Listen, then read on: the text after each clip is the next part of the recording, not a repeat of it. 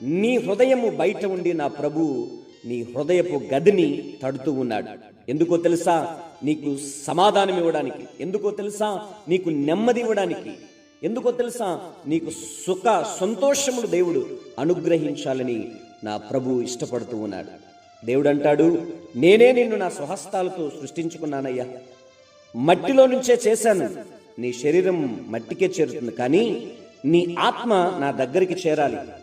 ఆ ఆత్మ నా దగ్గరకు చేరక మునుపు అది అపవిత్రంగా ఉండడానికి వీల్లేదయ్యా. దానిని పవిత్రపరచడానికి నేను ఇదిగో ఆ దివిని వీడి ఈ భూలోకానికి వచ్చానయ్యా.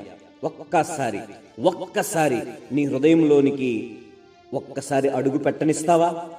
నీ జీవితాన్ని వెలుగుమయము నేను చేస్తాను, శాంతి సమాధానములతో నింపుతాను అని ప్రేమతో వేడుకుంటున్నటువంటి ఆ యేసయ్యకు ఒక్క అవకాశము మనం ఇవ్వగలిగితే నీ హృదయంలో ఉన్నటువంటి కోపం వెడలిపోతుంది, నీ హృదయంలో ఉన్నటువంటి ద్వేషం పోతుంది, నీ హృదయంలో ఉన్నటువంటి పగ, అక్రమ జీవితం, నీచమైన దుర్లభమైన కార్యక్రమాలన్నీ వెడలిపోయి నీకు దేవుడు శాంతి సమాధానమును ఆనందమును దేవుడు నీకు అనుగ్రహించడానికి ఆయన నీ హృదయంలోనికి వస్తానంటున్నాడు. మరి నీ హృదయపు గది తెరచి ఒక్కసారి ప్రభువును ఆహ్వానించగలవా?